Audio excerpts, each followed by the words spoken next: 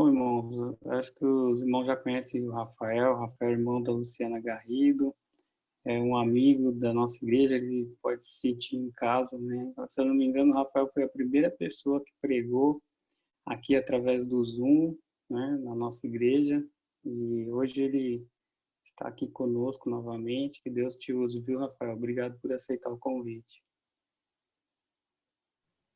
Boa noite, pessoal. Tudo bem com vocês? Vou falar uma coisa para vocês, viu? É horrível falar pelo Zoom, né? Porque eu pergunto e ninguém responde. E aí fica aquele vazio assim, né? Mas eu espero que isso dure pouco, né? Porque, sinceramente, eu não vejo tanta esperança em voltar, né? Porque, enfim, né? Eu creio muito que a gente está vivendo os últimos momentos da história desse mundo, né? Então, eu acho que a tendência, né, é a gente tá passando por dificuldade, por luta, né? Eu sempre falo que amor, né, fé, não é um sentimento, né? Não é sentimento. Amor e fé é ação, né? Não adianta eu falar que eu amo se eu não demonstrar, né? Mas eu provo que eu amo através da demonstração, né? É o amor de Deus, né? Então, não adianta eu falar que eu amo a Deus, que Jesus é lindo, maravilhoso, a sua graça me basta, sendo que no meu dia a dia não é uma coisa que acontece, né? É uma coisa, em paralelo está acontecendo outras, né? Então, a questão da prática, tá?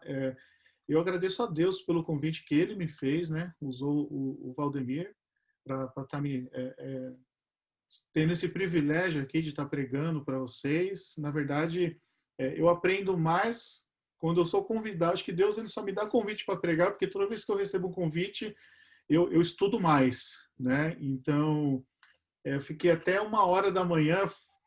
Eu falei, meu, eu preciso levar um tema sobre quando o Valdemir me falou, eu falei assim, cara, você já tem um tema? Eu falei, não tinha, para pregar sobre a volta de Jesus, né? Então, eu acho que em meio a essa pandemia, esse meio a tanta provação, né, tanta dificuldade, pessoas perdendo seu emprego, pessoas passando por dificuldade junto com a família, né? Eu acho que a gente precisa de uma mensagem de esperança, né? Uma mensagem que venha estar nos ajudando assim de forma espiritual. Achei bem interessante, irmão João, que essa sua frase aí eu vou guardar comigo, né? Que você tem mais passado do que futuro, viu? Foi, foi interessante essa frase aí, viu? Eu nunca tinha escutado, viu? Aqui na Terra, né? Agora, quando Jesus voltar, a gente vai ter mais futuro do que passado, né? Exato, né? Exatamente, né? Então, as coisas são passageiras, né? Pessoal, eu vou projetar aqui para vocês, vou pedir desculpa já antecipadamente, porque pode ser que eu atrase uns 10 minutinhos, né? Mas esses 10 minutinhos é como se você estivesse na igreja e fosse para casa, tá? Então, eu vou usar esse tempo também, tá bom? Então, eu vou compartilhar aqui porque eu já estudei sobre questões cerebrais, né? Então, assim, a ciência fala que a gente aprende mais com um desenho, com imagem, né? Então, eu preparei um material aqui para vocês. Se vocês acharem interessante, quiserem que eu compartilhe, fique à vontade, tá bom? É só me mandar um WhatsApp aí, falar com o Valdemir aí, que a gente compartilha para vocês aqui, ó, tá bom? Então, eu vou compartilhar aqui o material. Já deve estar mostrando aí para vocês. Possivelmente, acho que eu devo fechar um pouco do meu vídeo, tá? Para que eu não tenha problema com o sinal, para não ficar travando, tá? Então, quando eu trabalho, eu utilizo bastante essa ferramenta e outras. Tem muitas ocasiões que ele acaba travando por concorrência de vídeo aí e por concorrência de imagem, tá bom? Então, eu vou pedir licença para vocês aqui. Tá desaparecendo aqui um pouquinho, tá bom? Mas fica tranquilo que eu ainda não fui arrebatado, tá? Então, estou por aqui, tá? Vou compartilhar aqui com vocês essa mensagem, o tema aí que tá aparecendo aí para vocês. Vou falar aqui um pouquinho sobre a volta de Jesus, tá bom? Deixa eu só preparar só mais uma coisinha aqui. Tá todo mundo vendo aí, bonitinho? Eu creio que sim, né? Qualquer problema, Valdemir, pode me interromper, pode falar que tá ruim e tal, que a gente ajeita por aqui, tá bom? Eu vou pedir licença e eu vou fazer mais uma oração, tá bom? Então, eu quero convidar todo mundo aí a fechar os olhos, a ficar em reverência, e nós vamos falar com o nosso Deus agora, tá bom? Vamos orar. Santo Deus e eterno Pai que estás nos céus, e também pela certeza da fé está aqui conosco, porque está escrito: onde tiver um ou dois reunidos em teu nome, ali eu estarei. E nós estamos aqui nesta noite pelo nome de Jesus, Pai. E nós vamos falar sobre a promessa central da Bíblia, sobre o grande livramento do teu povo, que breve vai acontecer, o qual foi profetizado desde a fundação desse mundo, que é a iminente volta de Jesus. E eu quero primeiramente pedir perdão pelos meus pecados. Infelizmente eles são muitos. Eu quero te suplicar para que os meus pecados não venham a estar atrapalhando a atuação do teu Santo Espírito nesse momento, nessa noite, na minha vida em primeiro lugar e na vida de cada amigo que está aqui assistindo essa mensagem.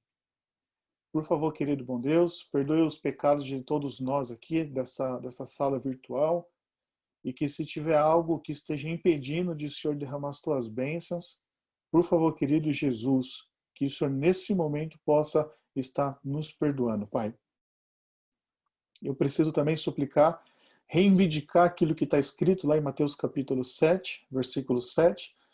O Senhor prometeu e nós estamos aqui reivindicando aquilo que o Senhor prometeu. Batiza cada um de nós com o poder do teu Santo Espírito. E para que nós queremos o batismo do teu Santo Espírito? De acordo com Atos capítulo 1, para que sejamos uma testemunha viva de Jesus. E é o que precisamos nesse momento, Pai, de fé e também de esperança. Obrigado mais uma vez, e é o que eu te peço, te agradeço, em nome de Jesus. Amém, Senhor Deus. Amém, Pai. Bom, eu vou deixar aberto aqui, tá? E qualquer coisinha, Valdemir, se travar alguma coisa, você me avisa que eu paro o vídeo aqui, tá bom? Falando um pouquinho sobre qual que deve ser a nossa atitude aí, mediante aos sinais da volta de Jesus, tá bom? Qual que deve ser a nossa atitude? Por que primeiramente eu escolhi esse tema? Porque é o tema que eu mais gosto de pregar. Eu tenho muitos sermões que falam sobre a volta de Jesus, de forma detalhada, e é um assunto assim que eu falo de boca cheia, né? Adoro falar sobre a volta de Jesus. E é interessante, né, que eu conversando com um amigo, há quanto tempo que você escuta que Jesus vai voltar? Quanto tempo já que você está escutando que Jesus está muito perto de voltar? Quanto tempo já, né? Talvez você que tem aí seus 10, 20, 30, 50 anos de cristão, já escutou que realmente Jesus vai voltar, só que ainda Jesus não voltou, né? E nós sabemos o porquê que Jesus não voltou, né? Pedro foi revelado para Pedro, porque ele é longânimo, ele não quer que as pessoas se percam, mas que as pessoas cheguem ao quê? Ao arrependimento, né? Então, na verdade, quem deve estar mais ansioso para voltar é Cristo, né? Que Jesus, acho que não vê a hora de voltar para poder colocar um basta assim nessa vida de pecado. As pessoas estão sofrendo demais, né? Se a gente for abrir um pouquinho mais da janela aí do mundo, né? Se a gente for pesquisar um pouco mais sobre a classe C, a classe D, até mesmo de outros países, nós vamos ver que as pessoas estão numa situação assim muito crítica, muito delicada. O pecado está cada vez mais avançado, né? Está cada vez mais avançado. O espírito de profecia fala que tem coisa que o ser humano faz que o diabo fica até, entre aspas, de cabelo em pé, né? Então, o pecado está cada vez mais intenso. A gente está se acostumando a escutar a história de pais matando filhos, filhos matando pais, pais estuprando filhas. A gente tá começando a se acostumar com isso, né?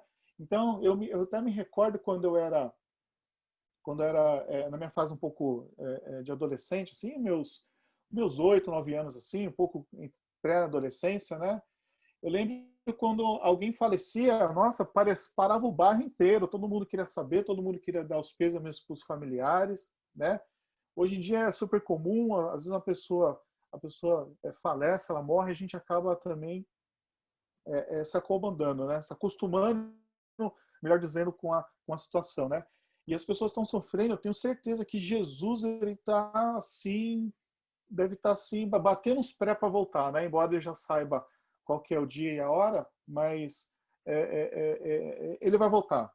Isso que é o mais importante, né? Então, para você que é um cristão, que você está aqui essa noite, eu quero reforçar que assim que Jesus ele está muito perto de voltar, tá bom? E é só para a gente aguentar mais um pouquinho, que daqui a pouco a gente vai estar em casa, que não é o nosso lugar. O nosso lugar é no céu, é ao lado de Deus, tá bom? Por que eu escolhi esse tema, né? Esse tema que eu escolhi,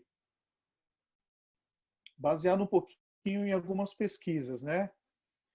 Por exemplo, aqui, eu estou compartilhando com vocês, em julho de 2009, o Papa Bento XVI pediu, né, que era uma terça-feira, que uma autoridade política mundial ordene a economia mundial, né?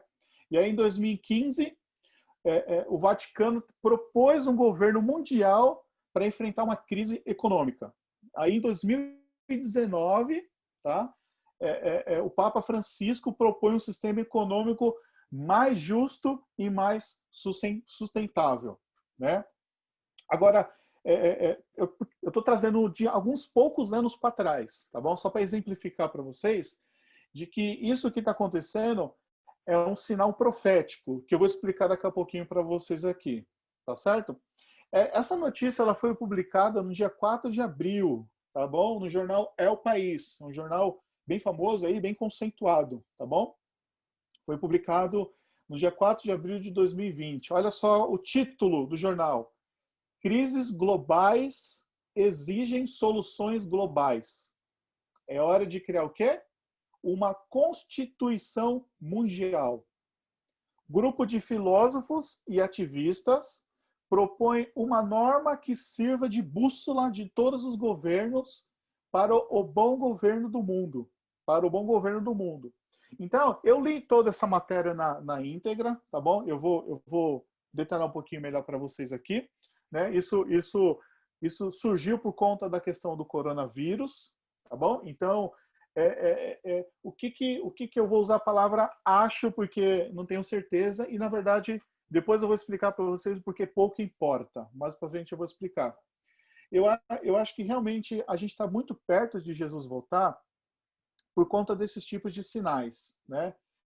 Então, o último fato, o último sinal que vai acontecer, só recapitulando, o Espírito de Profecia fala o seguinte, ó, hoje, o mundo está com um pé no fim, um pé. Quando lançar o decreto dominical, ele vai ter os dois, tá? Então, o decreto dominical é o topo do pecado. Eventos finais e o grande conflito, ele fala isso também. Tá certo? Então, a questão do decreto dominical, eu creio muito que ela não vai chegar de repente assim, olha, a partir de agora, domingo é decretado. Eu não acredito que isso vai acontecer. Eu acredito que vai acontecer exatamente como eu acabei de mostrar para vocês. Eles vão utilizar uma situação, eles vão utilizar uma crise, eles vão utilizar uma, entre aspas, uma desculpa para poder exemplificar, para poder colocar em prática o seu plano, tá bom? Isso a gente tem que entender que é o diabo que está sendo o quê? Orquestrando isso aos bastidores. Então, o que diz nessa matéria aqui do El País, né? Então, ali eles estão dando orientações, tá bom? Para que os governantes comecem a adquirir uma Constituição Mundial. Então, eu não lembro qual foi o ano, mas aconteceu numa cidade na Itália. Eles lançaram uma ideia, depois vocês podem dar uma pesquisada aí, chamada de constituição da terra, né? Isso foi criado, tá bom? Foi criado numa cidade na Itália, uma cidade chamada Messina, tá bom? Bom, também não precisa de tantos detalhes, tá? Então, o que acontece nessa constituição da terra? Eles querem criar uma constituição, algumas leis globais, com a primeira finalidade, sabe o que é? É cuidar do planeta. Então, estão falando sobre aquecimento global, estão falando sobre a natureza. Então, eles estão colocando essa capa, mas no final das contas existe algo profético por detrás acontecendo debaixo do nosso nariz. Debaixo do nosso nariz, né? Por isso que é importante a gente seguir o conselho de Jesus. Qual é o conselho de Jesus? João 5,39. Examinais as escrituras. Examinar é estudar, é correr atrás, é ler a palavra de Deus, né? Então, as coisas estão começando a se movimentar, as coisas estão começando a acontecer, e eu creio demais que nós somos o povo do tempo do fim, tá bom? Creio demais. Eu não consigo me ver passando pela morte, assim. Eu tenho dentro do meu coração que eu vou ver Jesus voltar nas nuvens do céu. Isso, se eu morrer, então, tranquilo, não tem problema. Morrendo em Cristo é mais que o suficiente, né? Então, o objetivo, então, é criar uma constituição da Terra para poder o quê? Para poder criar logo um governo mundial, tá bom? Para criar um governo mundial. Agora, o que a Bíblia diz sobre isso? O que a Bíblia fala sobre isso, né? A Bíblia, ela ensina ela fala sobre a tentativa mundial. Ela não fala da tentativa, ela fala que o quê? Vai acontecer. As Escrituras, elas declaram que vai ocorrer uma união religiosa, vai ocorrer uma união social, política, com qual finalidade? Apoiar dois poderes. Quais são os poderes? Apocalipse capítulo 13 e Apocalipse capítulo 17. Apocalipse capítulo 13, quem que é? A besta. Apocalipse capítulo 17, quem que é? A Babilônia. São dois poderes, tá bom? Então, por exemplo, a Babilônia. O nome Babilônia, ele vem originalmente de Babel, lá da Torre de Babel, tá certo? Então, só para a gente dar uma recapitulada, o que significa Babilônia? Significa confusão, né? Então, a palavra Babilônia em Apocalipse capítulo 17, ali está se referindo, que é o quê? É a união, que são vários movimentos religiosos falso, confusão, tá certo? Mas, por exemplo, lá na Torre de Babel, Gênesis capítulo 11, versículo 1 a 4, ele fala assim, ó, vou ler para vocês aí, se você quiser pegar sua Bíblia, fique à vontade, mas eu estou postando aqui para facilitar, para a gente ganhar um pouquinho de tempo. Diz assim, ó, Gênesis capítulo 11, versículo do 1 ao 4, que diz o seguinte, ó, e era toda a terra de uma mesma língua e de uma mesma fala. E aconteceu que, partindo eles do Oriente, acharam que um vale na terra de Sinar, e habitaram ali. E disseram uns aos outros, ei, façamos tijolos, queimemo-los bem. E foi-lhes feito o quê? Tijolos por pedra, e o betume por cal. E disseram, ei, edifiquemos nós uma cidade e uma torre, cujo cume toque nos céus, e olha só essa parte aqui, ó, e façamos o quê? O nome. Olha a afronta contra quem? Contra Deus. Para que não sejamos o quê? Espalhados sobre o quê? Sobre a terra, né? Então, voltando aqui comigo, ó, olha só que interessante. Então, qual que é o grande objetivo lá da Torre de Babel?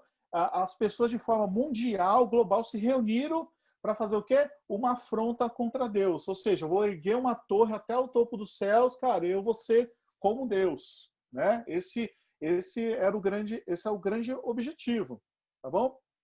Mas eu falo aqui para vocês, ó. E atualmente, aqui, ó, século 21, 2019, o que está acontecendo? Está acontecendo união das igrejas, está acontecendo uniões políticas, baseado com qual finalidade? Para que a besta e a Babilônia adquiram o quê? Poder, né? Então, é por isso que, por exemplo, Apocalipse capítulo 17, verso 13, ele fala assim, ó, tem estes um só pensamento. Um só pensamento é o objetivo deles. E oferecem à besta o poder e a autoridade que possuem. Tá certo? Portanto, lá na Torre de Babel, os homens se uniram para poder erguer lá um monumento contra Deus. E aí eu pergunto para você, você que conhece a palavra de Deus, quem foi que proporcionou, quem foi que deu a solução? Foi o próprio Deus. Foi o próprio Deus que interviu. Foi o próprio Deus que tomou a decisão. Foi o próprio Deus que solucionou o problema. Imagina como é que estava o povo de Deus lá, devia estar desesperado, descabelado. Meu Deus, o que a gente faz? A gente está preocupado, a gente não consegue lutar, a gente não consegue resolver esse problema, né? Então, o que aconteceu? Foi o próprio Deus que resolveu essa situação. Foi o próprio Deus que tomou a iniciativa de colocar um ponto final na grande ideia da Torre de Babel. E do mesmo jeito que Deus interviu lá atrás, Deus também vai intervir também nos nossos dias. Porque Apocalipse capítulo 17, verso 14, ele fala, ó, pelejarão, eles vão guerrear contra o Cordeiro, contra Jesus. E Deus seja louvado porque o Cordeiro os vencerá. Ouça amém, pessoal? Amém, né? Pois o Cordeiro, quem que ele é? Ele é o Senhor dos senhores e ele é o Rei dos reis. E vencerão também os chamados, eleitos e fiéis que se acham com ele. Louvado e exaltado seja o nome de Deus. Amém ou não? Amém, né? Então, olha, esse texto é muito lindo. Então, eu quero dizer até para você que está aqui essa noite, que é o Cordeiro que está lutando contra as suas provações. Eu quero dizer que é o Cordeiro que vai tomar conta do seu problema. Eu quero dizer que é o Cordeiro que vai colocar um ponto final aí na sua luta, na sua dificuldade. Você precisa somente acreditar e colocar nas mãos de Deus e descansar e confiar. Não se desespere. Eu quero dizer que nessa noite é o Cordeiro que está guerreando, que está lutando para cada um de nós. E a Bíblia já disse em Apocalipse capítulo 17, verso 14. Será que o Cordeiro vai ganhar? Será que tem a possibilidade dos inimigos vencerem? Não, está bem categórico. E o Cordeiro o quê? Os vencerá. Louvado seja o nome de Deus. Amém ou não? Bom, eu já fiz essa introdução aqui para vocês sobre a questão do conflito, né? Agora vamos falar aqui um pouquinho sobre a questão dos sinais, né? Os sinais sobre a volta de Jesus, né? Então eu quero considerar qual que deve ser, por exemplo, a nossa atitude. Qual que deve ser a nossa atitude mediante aos sinais da vinda de Jesus? Os sinais dados por Jesus em relação à sua vinda são o quê? São realmente extremamente importantes. Os sinais da volta de Jesus são muito importantes. Ninguém deveria duvidar de que, por exemplo, a pandemia que estamos vivendo é um sinal da volta de Jesus. Nós não temos que duvidar. E olha só, a gente, durante muitos anos, eu sempre preguei, olha só, pessoal, os sinais da volta de Jesus, ó, epidemias, olha só, na África teve a malária, aqui no Brasil teve a dengue, em outro país teve cá, agora não, olha só o que eu vou pregar. Nós estamos vivendo uma epidemia global, mundial. O planeta inteiro está sofrendo a epidemia. Sabe o que isso quer dizer? Isso quer dizer algumas coisas. É como Jesus estivesse assim, sabe? Sabe quando aquela pessoa acorda meio sem sono, você tem que dar aquela balançada assim, dizendo, cara, acorda aí, vamos trabalhar, vamos para a escola, vamos lá, você dormiu tarde aí, não está conseguindo acordar, né? Então, eu acho que essa pandemia do coronavírus aí, ela tem algumas opiniões importantes, tá bom? Essa epidemia do coronavírus aí. A primeira foi o que eu acabei de mencionar, é que Jesus ele está tentando despertar a sua igreja, ponto.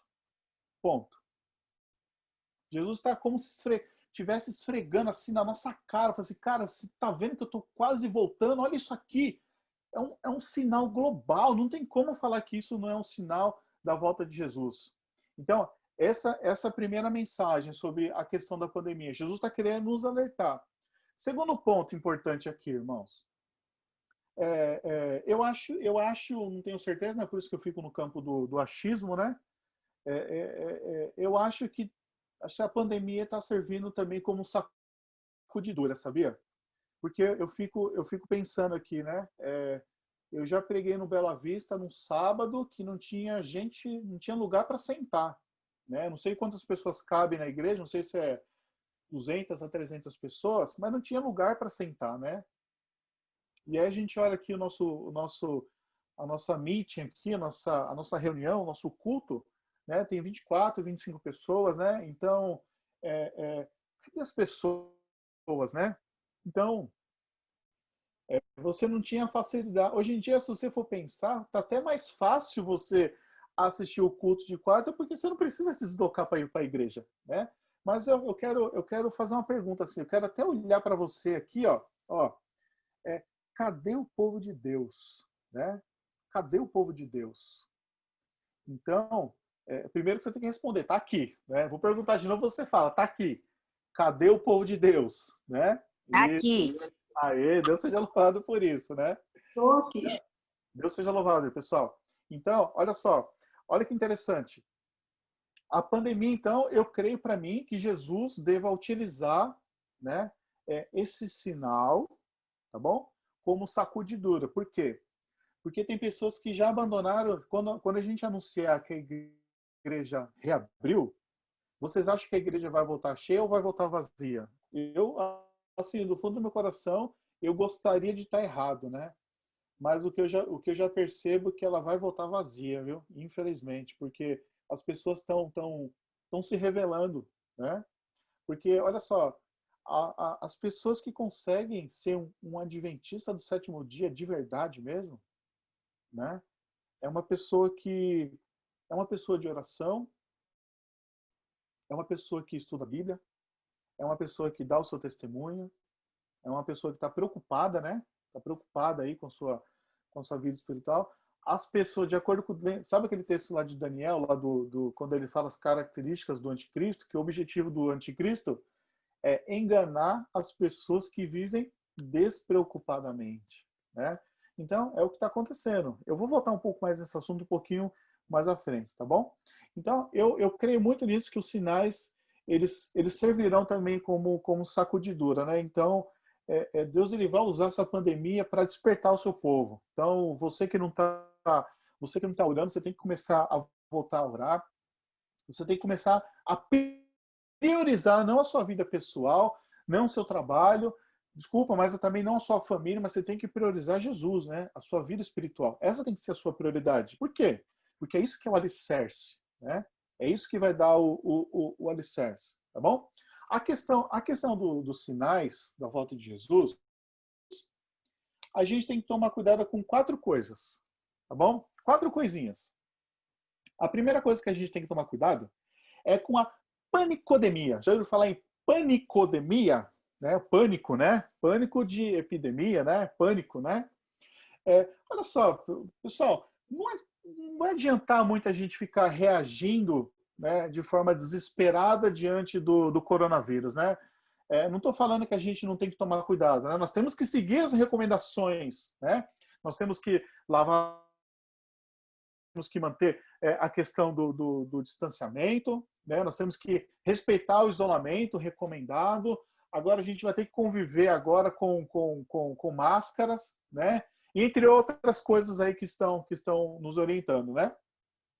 Mas só que olha só, Jesus ele já anunciou isso de forma antecipada, que os sinais do fim, e ele também já nos deu algumas recomendações. Então, por exemplo, lá quando a gente vai lá, por exemplo, em Salmo capítulo acho que 71, se eu não me engano, né? Ele fala que para a gente não se desesperar, não se aterrorizar, para que a gente esteja o quê? Os sinais eles servem para a gente ficar o quê? Não desesperado, mas ele serve para a gente ficar o quê? Esperto, alerta. Cara, a gente tem que estar. O sinal serve para a gente estar o quê? Preparado para o retorno de Jesus, tá bom? A gente não tem que ficar formando o nosso cristianismo, a nossa espiritualidade, a nossa fé, centralizando-os nos sinais. Não, tá errado isso daí, tá bom? Tá errado. Os sinais da volta de Jesus, ele só serve o quê? Só serve para nos deixar o quê? Despertos, né? Então, se a gente, por exemplo, se a gente fica mais preocupado com sinais do que estar mais próximo de Cristo, a gente vai de encontro a um texto de Lucas. Lucas capítulo, deixa eu ver se eu acho aqui, ó. Evangelho de São Lucas. Tá arriscadinho aqui, eu vou lembrar, tá bom? Capítulo 21. Eu sei que ficava no finalzinho, 21, 26. Olha só. Então, se você forma um cristianismo com base nos sinais, no pânico, no medo, nossa, vai tá coronavírus, Jesus está voltando, não sei o quê. Olha o que acontece, ó. Lucas capítulo 21, verso 26.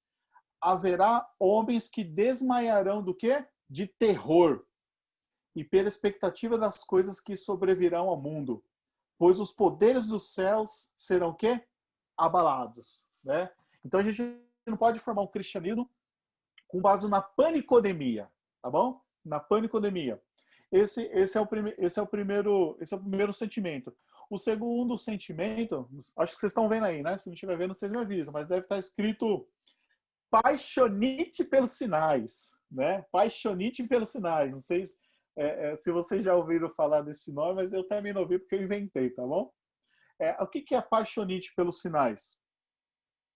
Apaixonite pelos sinais assim, a gente acaba se apegando muito mais aos sinais. Nossa, a gente vai ficar pesquisando, olha que aconteceu isso na Rússia, olha só que aconteceu isso na Austrália, olha como só em 1956 a Lua tal. Então a gente acaba se apaixonando assim, pelos sinais, né? Então por isso que eu coloquei aí paixonites pelos sinais, tá bom?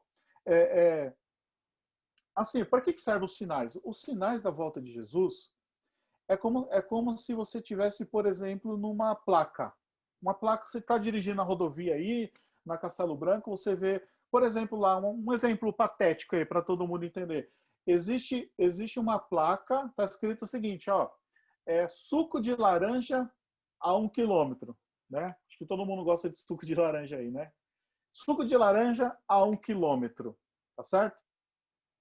E aí, quando você vê a placa, você vai para o acostamento e você fica admirando aquela placa. Nossa, que placa bonita!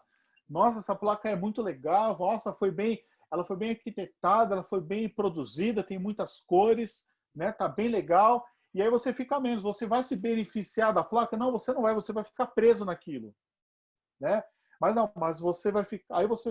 Aí você vai descer do carro. Aí você vai ficar lá estático. Você vai ficar admirado. Aí você vai ficar contemplando aquela placa do suco lá, né?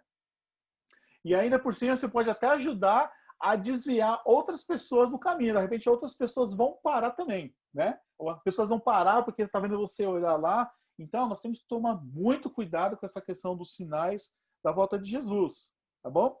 Os sinais, como eu mencionei, os sinais da volta de Jesus, eles servem para no quê? Para nos dar o quê? Esperança, reforçar de que Jesus está o quê? Está muito perto de voltar, né?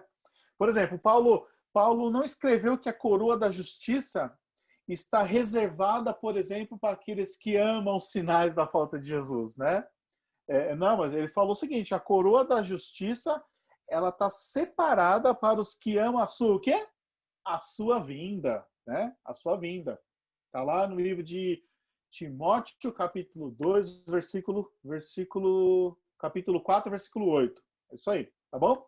Então, olha só, esse foi o segundo item. Ó, toma cuidado aí para não se apaixonar muito pelos sinais aí, tá bom?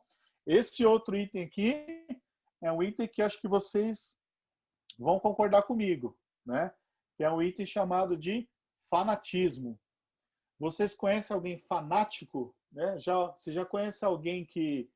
tem gente que fica tão fanático que começa a marcar a data da volta de Jesus. Então ela mergulha tanto nos sinais, as evidências são tão claras, que ela começa a entrar no campo do fanatismo, né? E começa a contaminar as pessoas, aí começa a criar aquele desespero, aquele desequilíbrio, né, espiritual.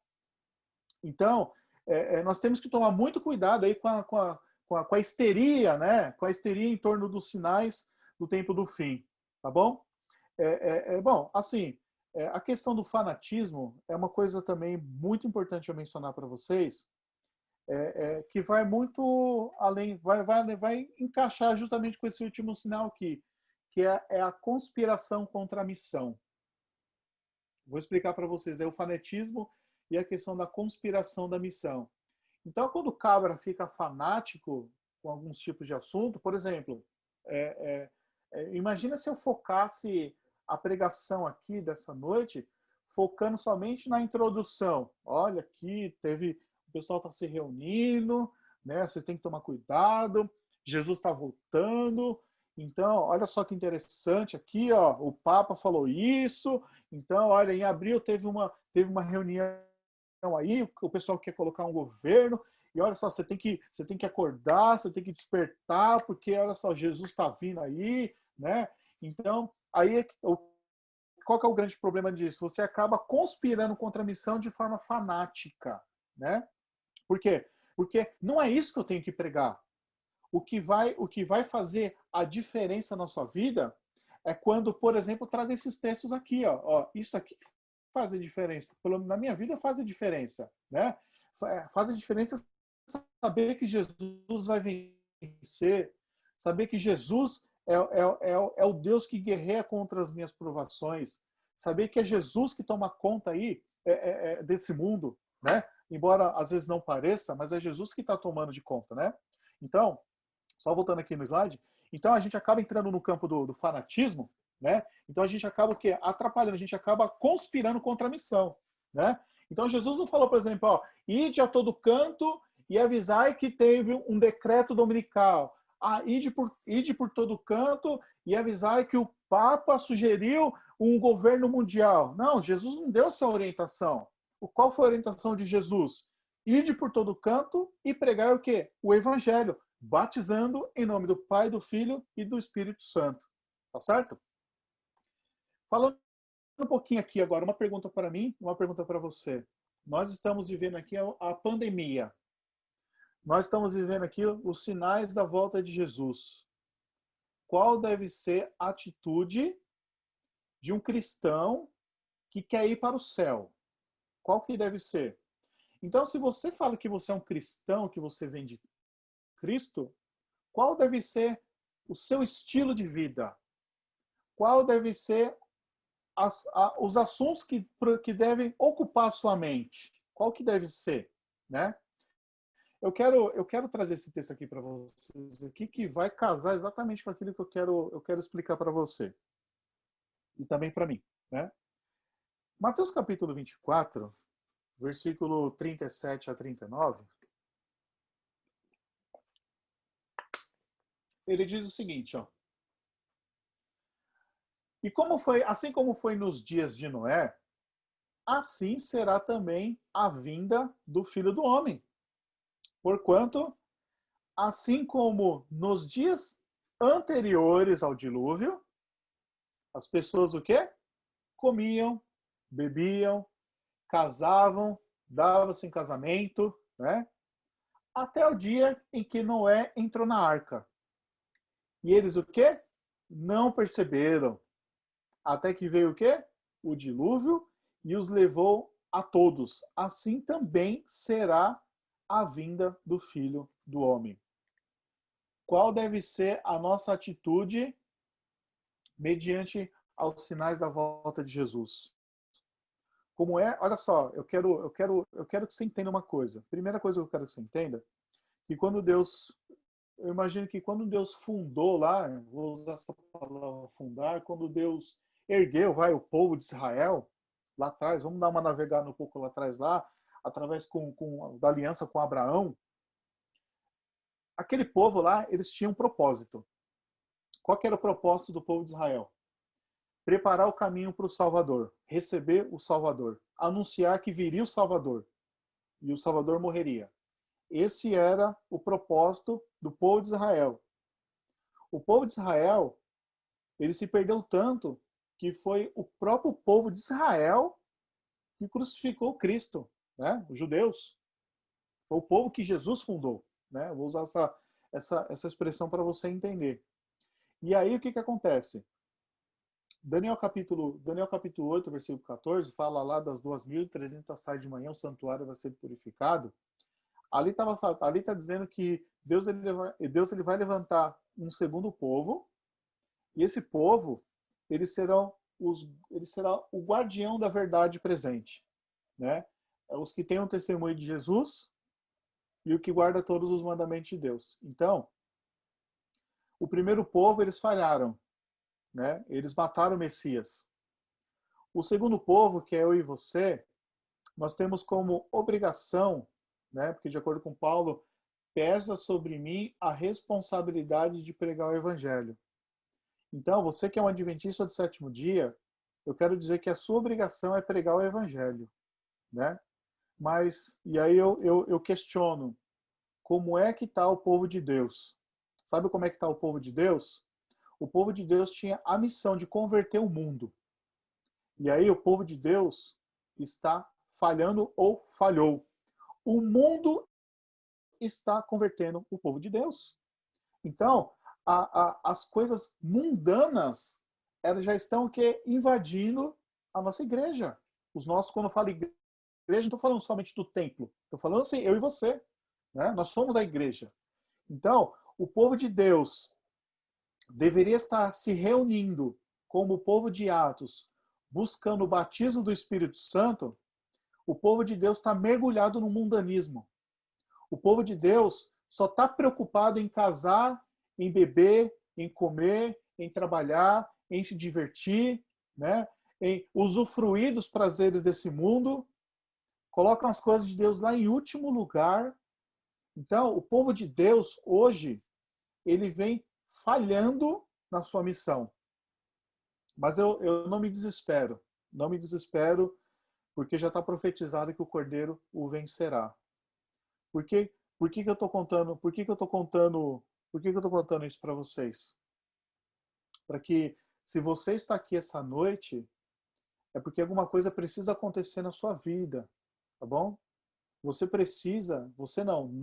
Eu também preciso começar a largar as coisas desse mundo. A gente está consumindo, olha para mim, ó. A gente está consumindo coisas desse mundo que já está condenado, né? É como se alguém falasse o seguinte, olha, Rafael, essa garrafa aqui, ó, essa garrafa salmão, rosa, sei lá que cor que é essa, tem água, só que essa água aqui, ela está envenenada. Essa água, ela não presta. E aí, o que nós estamos fazendo? Nós estamos bebendo, nós estamos usufruindo de um reino que é passageiro. Nós caímos na cilada do inimigo. O inimigo colocou, beleza, você vai lá para a igreja, mas não é para você ficar buscando o batismo do Espírito Santo. Não é para você pregar o evangelho, não é para você cuidar da sua alimentação, é para você ficar aí, ó, ficar socado em frente, por exemplo, de uma televisão. A gente não trabalha no sábado, a gente não assiste televisão no sábado, mas a gente, por exemplo, não sai das redes sociais no sábado. Qual que é a diferença? Né? Então, cadê o povo de Deus?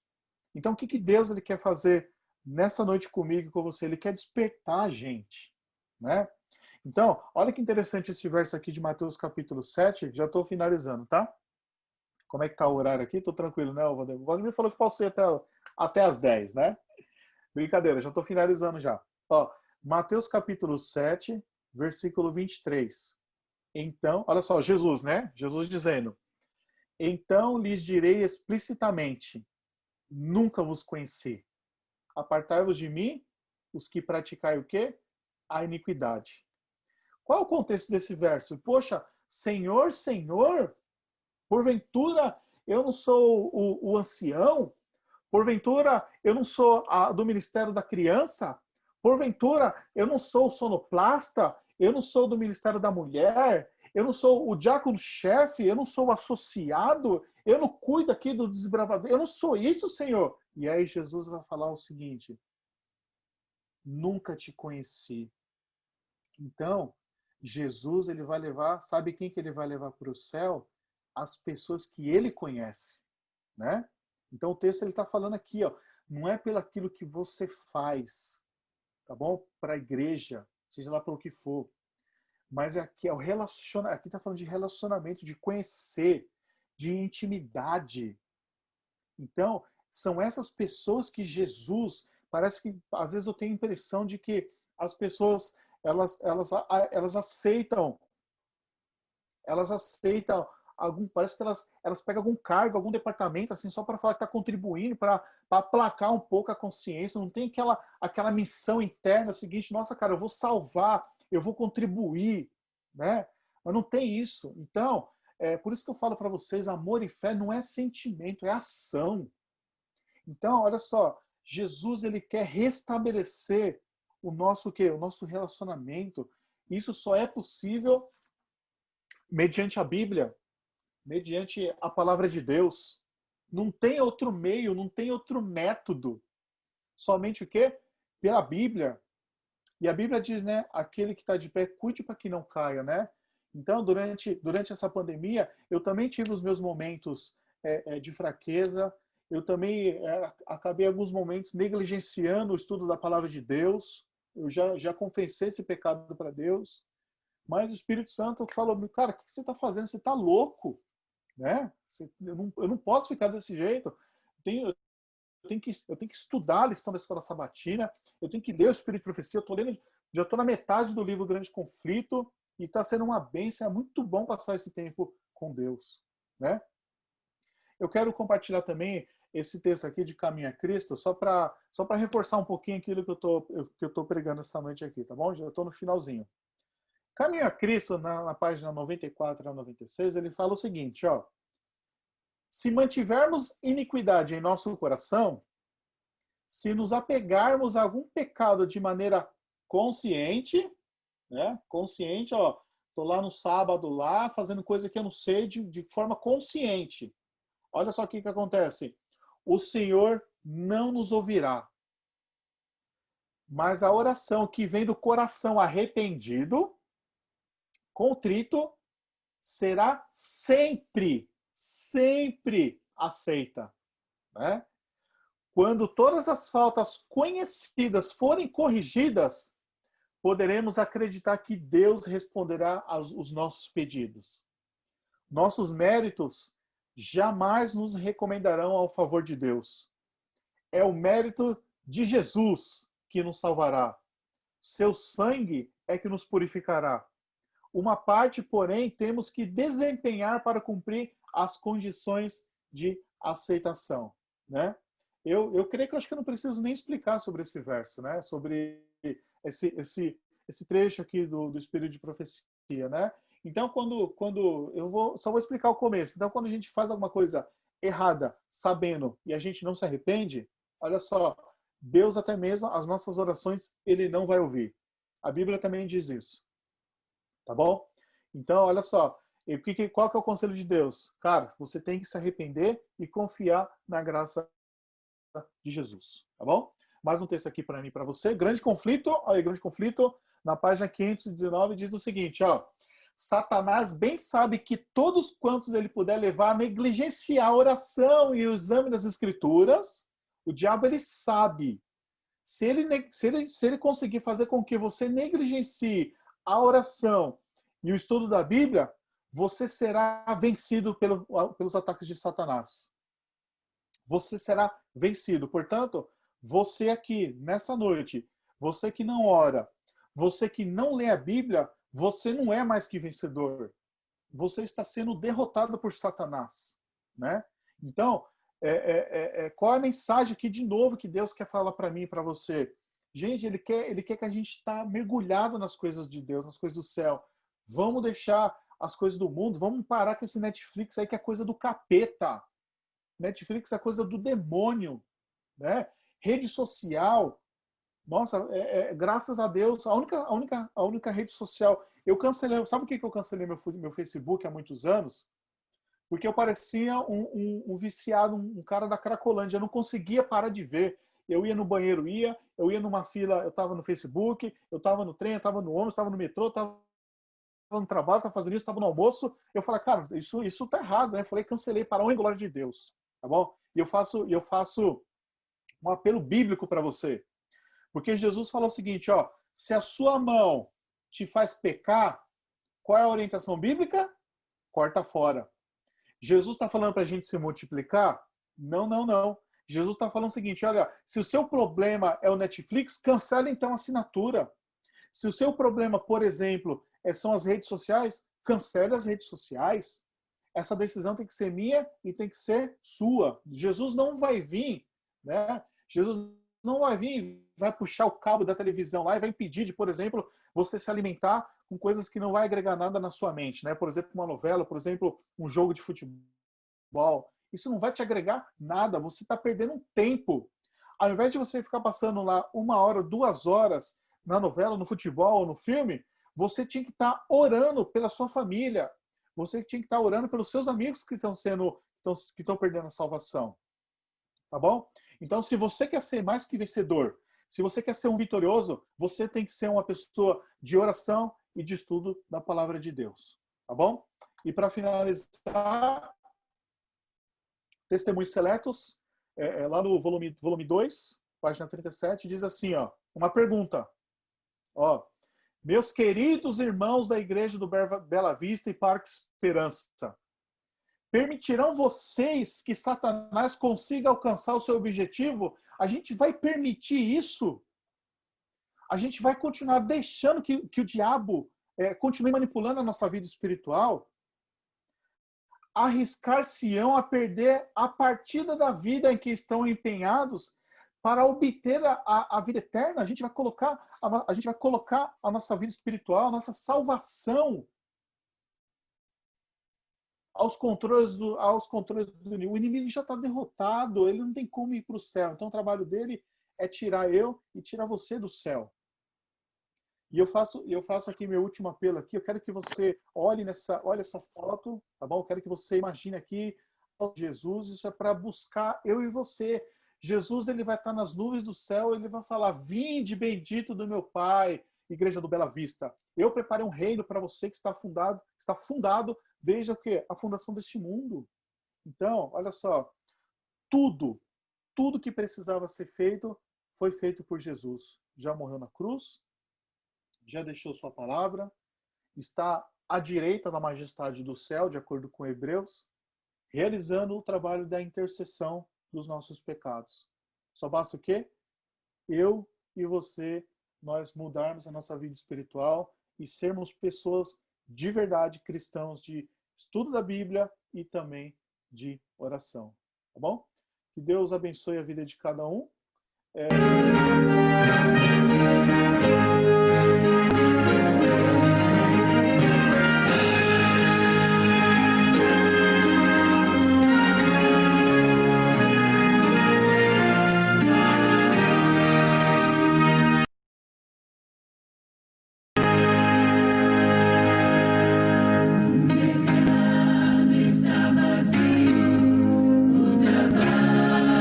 Terminou, não há tráfego nas ruas.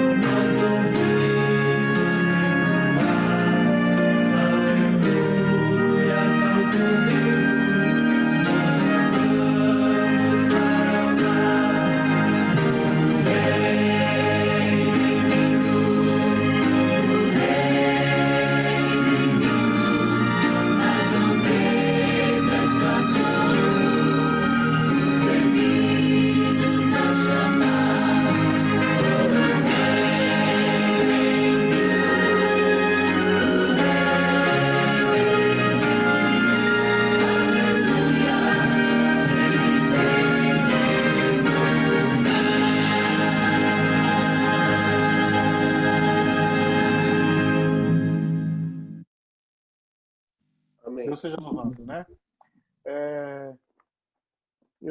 Quando a gente entra no campo da mornidão, né, do desânimo espiritual, a gente realmente entra em estado literalmente de decomposição, que a gente não consegue voltar, né? A gente demora muito tempo para voltar, né? Então a gente fica praticamente assim carregado, né, de forma espiritualmente falando. Por que eu falo assim? Porque eu já passei algumas vezes, né? Só que todas as vezes que eu me senti dessa maneira por conta do pecado, desanimado, eu sempre levo comigo um texto da Bíblia, que é o Filipenses capítulo 3, verso 13. 3:13. Ele fala assim, ó: Irmãos, quanto a mim, não julgo havê-lo alcançado, mas uma coisa eu faço, esquecendo-me das coisas que para trás ficam e avançando para as diante de mim estão. Então, falar um pouquinho aqui com as minhas palavras antes de eu fazer a oração. Jesus ele está dizendo o seguinte: olha, cara, não importa o que você fez até agora, não importa. Se você cometeu pecados a olhos humanos agressivos, né? Pecados fortes, ou você julga que não, mas não importa qual foi o tipo do pecado. Jesus ele consegue nos dar uma nova oportunidade, e aquilo que ele está me dando para mim nesta noite e está dando para você também. Então, não importa aquilo que você fez. Eu faço um apelo, faço um convite para todos vocês que estão aqui nessa sala, para que você termine esse culto, faça um pacto com Deus, faça um voto com Deus e volte a se relacionar com Deus. Porque são essas pessoas que Jesus vai levar para o céu. Tá bom? Vamos juntos orar? Feche seus olhos, curva a sua fronte, e em atitude de reverência vamos falar com o nosso Deus. Senhor nosso Deus e Pai Todo-Poderoso, eu quero agradecer em especial ao Deus Espírito Santo por me conceder seu instrumento aqui dessa noite. Em primeiro lugar, essa mensagem é para mim, querido Deus, de reavivamento, de esperança. Quão confortável fico em saber que o Cordeiro já venceu e é ao lado do Cordeiro que eu escolho, Pai. Só que a minha escolha não tem que ser por palavras. A minha escolha tem que ser por ações. Tem que ser uma vida de estudo da Bíblia, uma vida de oração, de testemunho, de pregação do Evangelho. É nisso que nós temos que estar mergulhados. E eu oro, querido Jesus, para que o Senhor possa estar nos libertando dos prazeres falsos e mentirosos desse mundo que não agrega absolutamente nada, só faz com que a gente venha perder tempo. E é isso que o inimigo quer, que a gente fique perdendo tempo com as coisas desse mundo. O inimigo não quer que a gente cuide, por exemplo, da nossa saúde. Ele não quer. Querido Jesus, eu te peço, Pai, que o Senhor batize mais uma vez cada um de nós com o poder do Espírito Santo, Pai. Que realmente a gente lutar contra o pecado é muito difícil. Eu peço muito a sua ajuda e peço o seu socorro aqui na vida de cada amigo, de cada irmão que está ouvindo aqui essa mensagem, Pai. Eu quero orar em favor de todos os membros de forma mundial da tua igreja que estão desanimados, que infelizmente alguns já desistiram, mas que em nome de Jesus o Senhor possa estar reavivando a tua igreja e que venhamos a entender o nosso propósito aqui nesse mundo e concluir a nossa missão para que o Senhor Jesus possa voltar logo. Mais uma vez, perdoe os nossos pecados, as nossas faltas, e que, a partir de agora, em nome de Jesus, nós possamos ser pessoas diferentes, parecidas cada vez mais com Cristo. Obrigado mais uma vez por tudo. Em nome de Jesus, é o que eu te peço, te agradeço. Amém, Senhor Deus. Amém, Pai.